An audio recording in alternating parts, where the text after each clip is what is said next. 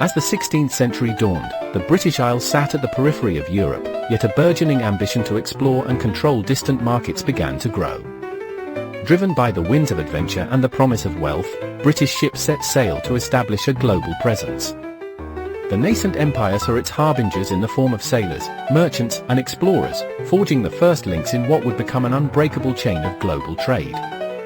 By the 18th century, tea had become an inseparable part of British culture, a commodity that reflected power and prestige. Originating from the lush plantations of India and Ceylon, tea was the cornerstone of the empire's trade balance. The importation and taxation of tea stood at the center of economic policies, stoking wealth and, at times, rebellion both at home and abroad.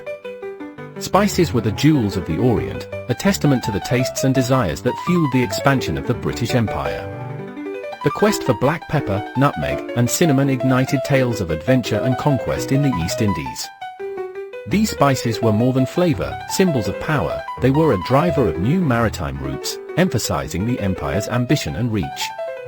Textiles, particularly cotton from India, fueled the Industrial Revolution and drove the empire's economy. Cotton mills sprang up across Britain, turning raw materials into the fabrics that clothed the world. This industry was not only an economic backbone but a symbol of Britain's industrial prowess and the dark shadow of exploitation that accompanied such power. The British Empire's might and reach were secured by its naval power. The merchant navy ensured the steady flow of goods, while the Royal Navy protected these vital trade routes. This maritime prowess was more than steel and sail, it was the lifeline of an empire, connecting the far-flung colonies with the British mainland, securing its trade and military dominance over centuries. Today, the legacy of the British Empire's global trade networks continues to echo across continents. Once a symbol of colonial power and exploitation, these networks now form the backbone of modern international trade.